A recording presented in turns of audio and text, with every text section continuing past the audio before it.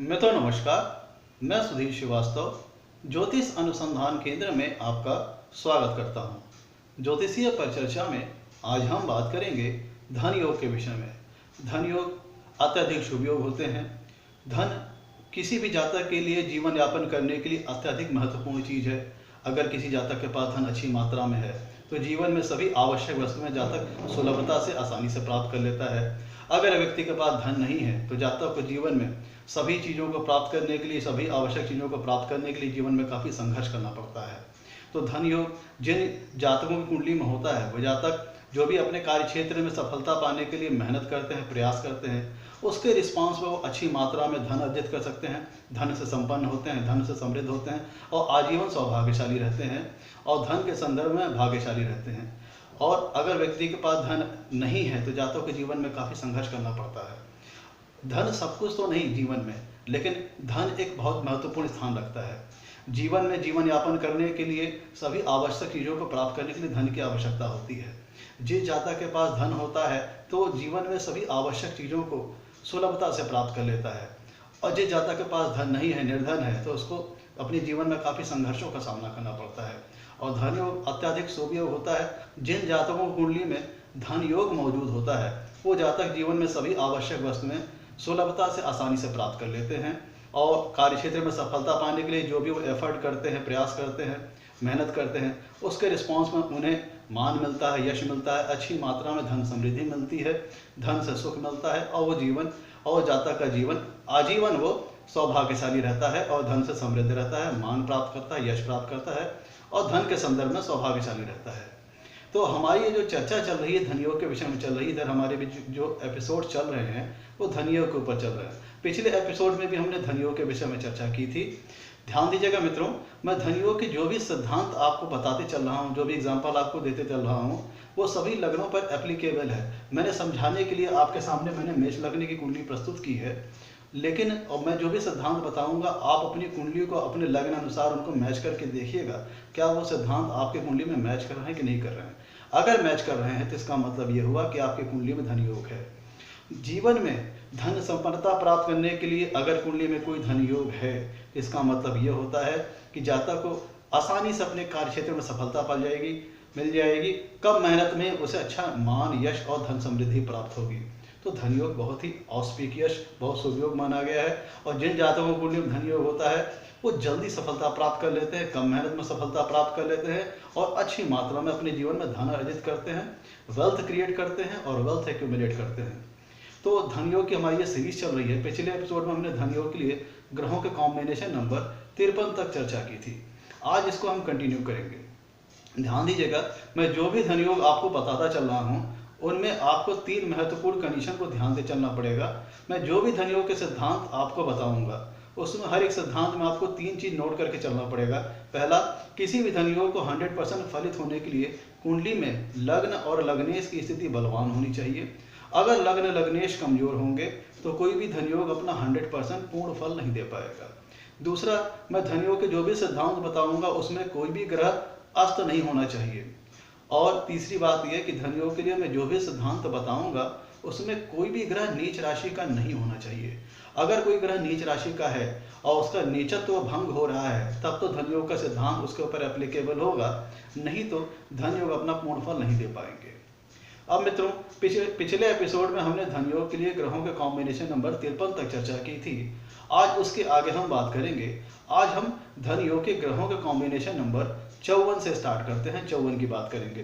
तो धन योग के लिए ग्रहों का कॉम्बिनेशन नंबर 54 ये कहता है कि नवम भाव का स्वामी दशम भाव में हो, नवम भाव का स्वामी दशम भाव में हो और दशमेश और एकादशेश की युति कुंडली में कहीं हो। ध्यान दीजिएगा, धन योग के लिए ग्रहों का कॉम्बिनेशन नंबर 54 ये कहता है कि नवम भाव का स्वामी दशम भाव में हो और दशमेश और एकादशेश युति में हो या परस्पर दृष्टि संबंध में हो या परिवर्तन, दशमेश और एकादशेश के बीच में परिवर्तन हो, तब कुंडली में धन योग का निर्माण होता है। ध्यान दीजिएगा, मैं धन योग के लिए ग्रहों का कॉम्बिनेशन नंबर 54 फिर से बता रहा हूँ कि नवम भाव का स्वामी दशम भाव में होना चाहिए और दशमेश और एकादशेश में परस्पर दृष्टि संबंध हो या दशमेश एकादशेश में युति हो या दशमेश एकादशेश में परिवर्तन हो अगर ऐसी स्थिति कुंडली में बन रही है तो जातक की कुंडली में धन योग का निर्माण हो रहा है, और धन योग का अगर निर्माण हो रहा है तो इसका मतलब जातक आजीवन सुखी रहेगा, समृद्ध रहेगा, धन से संपन्न रहेगा, मान प्राप्त करेगा, यश प्राप्त करेगा, मेहनत जो कम मेहनत में अच्छी सफलता प्राप्त कर लेगा। ध्यान दीजिएगा, प्रस्तुत एग्जाम्पल में मेष लग्न के हिसाब से बता रहा हूँ। ये जो भी एग्जाम्पल, जो भी सिद्धांत बता रहा हूँ वो सभी लग्नों पर एप्लीकेबल है। आप अपनी कुंडली में अपने लग्न के अनुसार इन सिद्धांतों को मैच करके देखिएगा। अगर वो सिद्धांत आपकी कुंडली में मैच कर रहे हैं तो इसका मतलब ये हुआ कि आपकी कुंडली में धन योग का निर्माण हो रहा है। ध्यान दीजिएगा, प्रस्तुत एग्जाम्पल में नवम भाव में आ रही है धनु राशि। मेष लग्न की कुंडली है, नवम भाव में आ रही है धनु राशि, जिसका स्वामी है गुरु, वो बैठा है दशम भाव में। और दशम भाव और एकादश, चूंकि यहाँ इस कुंडली में दशम भाव और एकादश भाव का स्वामी एक ही है, तो इसलिए इस कुंडली में स्वतः ही धन योग का निर्माण हो जाएगा। और वैसे मैंने कंडीशन नंबर 54 जो बताई है वो ये है कि नवम भाव का स्वामी दशम भाव में हो, और दशमेश और एकादशेश में परस्पर दृष्टि संबंध हो, या दशमेश और एकादशेश युति में हो, या दशमेश और एकादशेश के बीच में परिवर्तन, राशि परिवर्तन हो, और वो शुभ स्थान में होने चाहिए। दशमेश और एकादशेश की स्थिति कुंडली के शुभ भावों में, शुभ स्थान में होना चाहिए। दशमेश एकादशेश त्रिक भाव में नहीं होने चाहिए। दशमेश का ध्यान दीजिएगा, दशमेश एकादशेश 6, 8, 12 में नहीं होने चाहिए। अगर ऐसी स्थिति कुंडली में बन रही है तब जातक की कुंडली में धन योग का निर्माण हो रहा है। तो कंडीशन नंबर 54 ये कहती है कि नवम भाव का स्वामी दशम भाव में होना चाहिए, और दशमेश और एकादशेश में संबंध स्थापित हो, मतलब चाहे परस्पर दृष्टि संबंध से, चाहे युति से, चाहे दशमेश और एकादशेश में परिवर्तन से संबंध बने, तब कुंडली में धन योग का निर्माण होता है। ध्यान देने वाली बात यह है कि दशमेश और एकादशेश त्रिक भाव में नहीं होने चाहिए, 6, 8, 12 में नहीं होने चाहिए। और जो मैंने आपको फैक्टर्स नोट करने के लिए बताए थे तीनों, कि लग्न लग्नेश की स्थिति कुंडली में बलवान होनी चाहिए, और कोई भी ग्रह अस्त नहीं होना चाहिए, कोई भी ग्रह नीच राशि का नहीं होना चाहिए। अगर कोई ग्रह नीच राशि का है और उसका नीचत्व भंग हो रहा है तब तो सिद्धांत उसके ऊपर एप्लीकेबल होगा, अन्यथा यह सिद्धांत एप्लीकेबल नहीं होगा। अब हम बात करते हैं धन योग के लिए ग्रहों के कॉम्बिनेशन नंबर 55 के विषय में। अब हम बात करते हैं धन योग के लिए ग्रहों का कॉम्बिनेशन नंबर 55 के विषय में।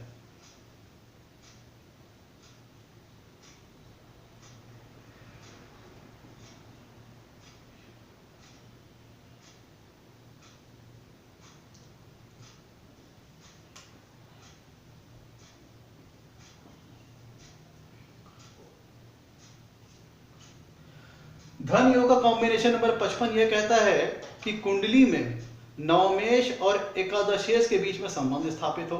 मतलब कुंडली में धन योग का ग्रहों का कॉम्बिनेशन नंबर 55 ये कहता है कि नवमेश और एकादशेश में संबंध स्थापित हो, और यह संबंध चाहे परस्पर दृष्टि संबंध से हो बने, चाहे युति से बने, चाहे राशि परिवर्तन के द्वारा बने, और द्वितीयेश और लग्नेश के बीच में भी संबंध स्थापित हो।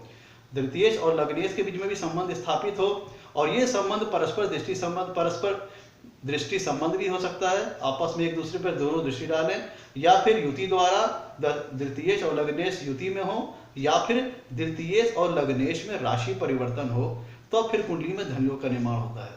ध्यान दीजिएगा, धन योग के लिए ग्रहों का कॉम्बिनेशन नंबर 55 ये कहता है कि कुंडली में नवमेश और एकादशेश में संबंध स्थापित हो। मतलब नवम भाव के स्वामी में और एकादश भाव के स्वामी में संबंध स्थापित हो, और वो संबंध चाहे परस्पर दृष्टि संबंध के माध्यम से बने, चाहे नवमेश और एकादशेश में युति हो, चाहे नवमेश और एकादशेश में राशि परिवर्तन हो, और साथ ही में द्वितीयेश और लग्नेश के बीच में भी संबंध बने, और ये संबंध चाहे परस्पर दृष्टि संबंध बने, मतलब द्वितीयेश और लग्नेश दोनों एक दूसरे पर दृष्टि डाल रहे हो, या फिर द्वितीयेश और लग्नेश युति में हो, या फिर द्वितीयेश और लग्नेश के बीच में राशि परिवर्तन स्थापित हो रहा हो, तब फिर कुंडली में धन योग का निर्माण होगा। और ध्यान दीजिएगा, मैं जिन चारों ग्रहों की बात कर रहा हूं उसमें से कोई भी ग्रह त्रिक भाव में नहीं होना चाहिए, 6, 8, 12 में नहीं होना चाहिए।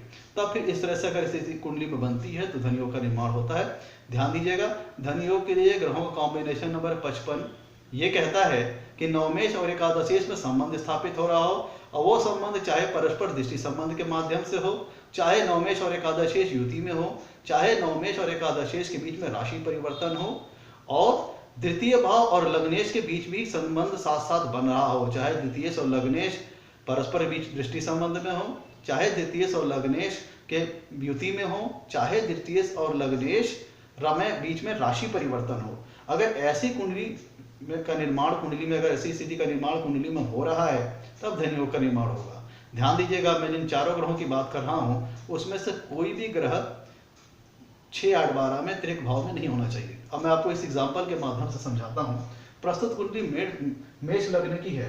मैंने कहा नवमेष और एकादशेष में संबंध स्थापित होना चाहिए, और संबंध का माध्यम चाहे परस्पर दृष्टि संबंध हो, चाहे युति हो, चाहे राशि परिवर्तन हो। अब देखिए, इस कुंडली में मेष लग्न कुंडली है, नवम भाव में आती है राशि धनु जिसका स्वामी होता है गुरु, और एकादश भाव में राशि आती है कुंभ जिसका स्वामी है शनि, और गुरु और शनि की युति केंद्र में है।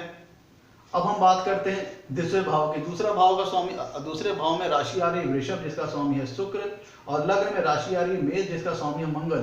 दोनों की युति चौथे भाव में है, और दोनों ही युतियां केंद्र स्थान में है, शुभ स्थान में है। इस प्रकार से इस कुंडली में धन योग का निर्माण हो रहा है। ध्यान दीजिएगा, धन योग के लिए ग्रहों का कॉम्बिनेशन नंबर 55 ये कहता है कि नवमेष और एकादशेष के बीच में संबंध स्थापित हो, और ये संबंध चाहे परस्पर दृष्टि संबंध के माध्यम से बने, चाहे नवमेष और एकादशेष युति में हो, चाहे नवमेष और एकादशेष के बीच में राशि परिवर्तन हो। साथ ही साथ द्वितीयेश और लग्नेश के बीच में भी संबंध स्थापित होना चाहिए, चाहे द्वितीयेश और लग्नेश युति में हो, चाहे द्वितीयेश और लग्नेश राशि परिवर्तन में हो, चाहे द्वितीयेश और लग्नेश के बीच में परस्पर दृष्टि संबंध स्थापित हो रहा हो। तो अगर ऐसी स्थिति कुंडली में बन रही है तब फिर कुंडली में धन योग का निर्माण हो रहा है। अब हम बात करते हैं धन योग के लिए ग्रहों के कॉम्बिनेशन नंबर 56 के विषय में। अब हम बात करते हैं धन योग के कॉम्बिनेशन नंबर 56 के विषय में हम बात करते हैं।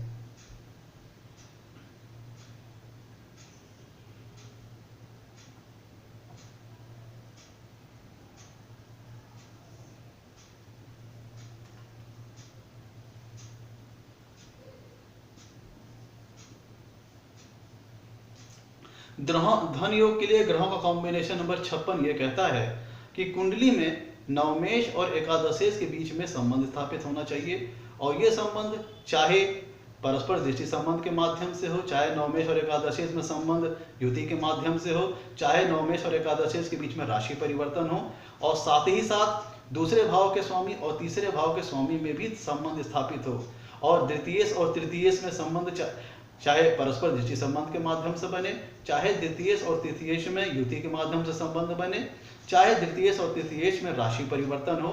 तो अगर ऐसी स्थिति कुंडली में बन रही है तो कुंडली में धन योग का निर्माण हो रहा है। ध्यान दीजिएगा, मैं रिपीट कर रहा हूं। धन योग के लिए ग्रहों का कॉम्बिनेशन नंबर 56 ये कहता है कि नवमेष और एकादशेष के बीच में कुंडली में संबंध स्थापित हो रहा हो, और यह संबंध नवमेष और एकादशेष के बीच में चाहे परस्पर दृष्टि संबंध के माध्यम से बने, चाहे नवमेष और एकादशेष युति में हो, चाहे नवमेष और एकादशेष के बीच राशि परिवर्तन हो, और साथ ही साथ दूसरे भाव के स्वामी द्वितीयेश और तीसरे भाव के स्वामी तृतीयेश में भी संबंध स्थापित हो रहा हो, और यह संबंध चाहे परस्पर दृष्टि संबंध के माध्यम से बने, चाहे द्वितीयेश और तृतीयेश युति में हो, चाहे द्वितीयेश और तृतीयेश के बीच में राशि परिवर्तन हो, और चारों के चारों ग्रह शुभ स्थान में होने चाहिए।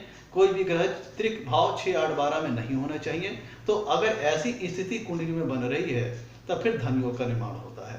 ध्यान दीजिएगा, इस एग्जाम्पल में मैंने आपको बताया कि नवमेष और एकादशेष नवम भाव का स्वामी और एकादश भाव का स्वामी युति में है, गुरु और शनि युति में है, और दूसरे भाव में आ रही है वृषभ राशि जिसका स्वामी है शुक्र, तीसरे भाव में आ रही है मिथुन राशि जिसका स्वामी है बुध। तो देखिए, नवमेष और एकादश के भाव के बीच में संबंध स्थापित हो रहा है। नवमेष और एकादशेष युति में है, शुभ स्थान में है, और दूसरे भाव के स्वामी और तीसरे भाव के स्वामी भी युति में है। तो इस प्रकार से इस कुंडली में धन योग का निर्माण हो रहा है। तो मित्रों, मैं ध्यान दीजिएगा, मैं फिर से रिपीट कर रहा हूं। धन योग के लिए ग्रहों का कॉम्बिनेशन नंबर 56 ये कहता है कि नवमेष और एकादशेष के बीच में संबंध स्थापित हो रहा हो, और यह संबंध चाहे नवमेष और एकादशेष के बीच में परस्पर दृष्टि संबंध के माध्यम से बने, चाहे नवमेष और एकादशेष युति में हो, चाहे नवमेष और एकादशेष के बीच में राशि परिवर्तन हो, साथ ही साथ दूसरे भाव के स्वामी में और तीसरे भाव के स्वामी में भी संबंध साथ साथ स्थापित हो रहा हो, और ये संबंध चाहे द्वितीयेश और तृतीयेश के बीच में परस्पर दृष्टि संबंध बने, चाहे द्वितीयेश और तृतीयेश के बीच में युति द्वारा संबंध बने, चाहे द्वितीयेश और तृतीयेश के बीच में राशि परिवर्तन स्थिति का निर्माण हो, तो फिर ऐसी स्थिति में धन योग का निर्माण होता है। और कोई भी ग्रह, जो मैं बता रहा हूँ, कोई भी ग्रह 6, 8, 12 में नहीं होना चाहिए। अगर ऐसी स्थिति है तो कुंडली में धन योग का निर्माण हो रहा है। और आपको तीनों कंडीशन साथ साथ हर एक सिद्धांत में नोट करके चलना पड़ेगा कि लग्न लग्नेश बलवान होने चाहिए, कोई भी ग्रह अस्त नहीं होने चाहिए और कोई भी ग्रह नीच राशि का नहीं होना चाहिए। अगर कोई ग्रह नीच राशि का है तो उसका नीचत्व भंग होगा, तभी ये सिद्धांत एप्लीकेबल होगा, अन्यथा नहीं होगा। अब हम बात करते हैं धन योग के लिए ग्रहों के कॉम्बिनेशन नंबर 57 के विषय में। अब हम बात करते हैं धन योग के लिए ग्रहों के कॉम्बिनेशन नंबर 57 के विषय में।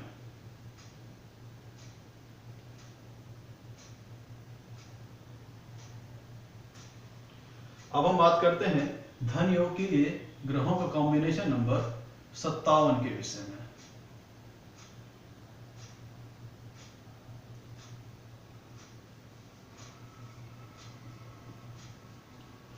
धन योग के लिए ग्रहों का कॉम्बिनेशन नंबर 57 ये कहता है कि नवमेश और एकादशेश में संबंध स्थापित होना चाहिए। और जैसे मैंने पहले भी बताया कि नवमेश और एकादशेश के बीच में संबंध परस्पर दृष्टि संबंध के माध्यम से बन सकता है। नवमेश और एकादशेश युति में हो सकते हैं, या नवमेश और एकादशेश के बीच में राशि परिवर्तन होना चाहिए।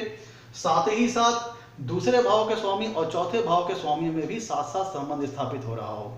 और दूसरे भाव के स्वामी और चौथे भाव के स्वामी में यह संबंध चाहे परस्पर दृष्टि संबंध के माध्यम से बन रहा हो, चाहे दूसरे भाव के स्वामी और चौथे भाव के स्वामी द्वितीयेश और चतुर्थेश युति में हो, चाहे द्वितीयेश और चतुर्थेश के बीच में राशि परिवर्तन हो रहा हो, तो और कोई भी ग्रह 6, 8, 12 में त्रिक भाव में नहीं होने चाहिए। अगर ऐसी स्थिति कुंडली में बन रही है तो फिर कुंडली में धन योग का निर्माण होता है।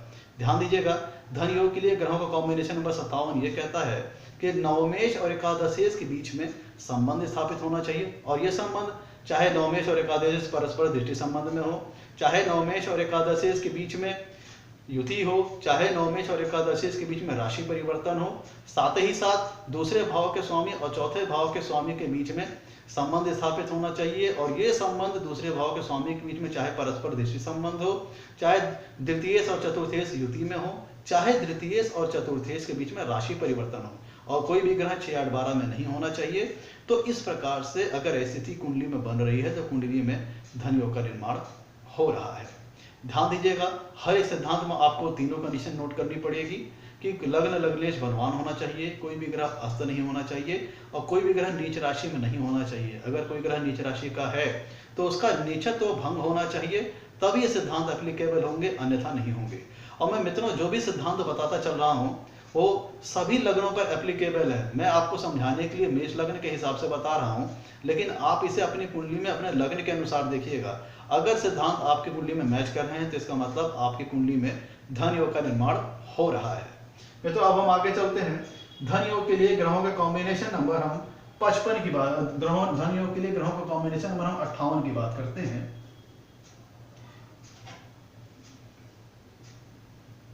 धन योग के लिए ग्रहों का कॉम्बिनेशन नंबर हम 58 की बात करते हैं।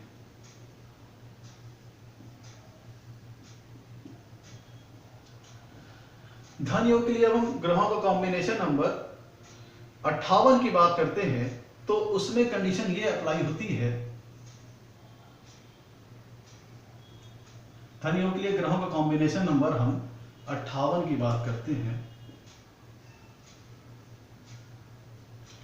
धन योग के लिए ग्रहों का कॉम्बिनेशन नंबर हम 58 की बात करते हैं। मित्रों धन योग के लिए ग्रहों का कॉम्बिनेशन नंबर 58 ये कहता है कि नवमेश और एकादशेश में संबंध स्थापित होना चाहिए। और यह संबंध नवमेश और एकादशेश के बीच में चाहे परस्पर दृष्टि संबंध के माध्यम से बने, चाहे नवमेश एकादशेश युति में हो, चाहे नवमेश एकादशेश के बीच में राशि परिवर्तन हो, और साथ ही साथ दूसरे भाव के स्वामी के बीच में और पंचम भाव के स्वामी के बीच में भी संबंध स्थापित होना चाहिए। मतलब द्वितीयेश और पंचमेश में भी संबंध स्थापित होना चाहिए। और ये संबंध चाहे द्वितीयेश और पंचमेश आपस में परस्पर दृष्टि संबंध में हो, चाहे द्वितीयेश और पंचमेश के बीच में युति हो, चाहे द्वितीयेश और पंचमेश के बीच में राशि परिवर्तन हो, और कोई भी ग्रह 6, 8, 12 त्रिक भाव में नहीं होना चाहिए। अगर ऐसी स्थिति का निर्माण कुंडली में हो रहा है तब फिर जातक के कुंडली में धन योग का निर्माण हो रहा है।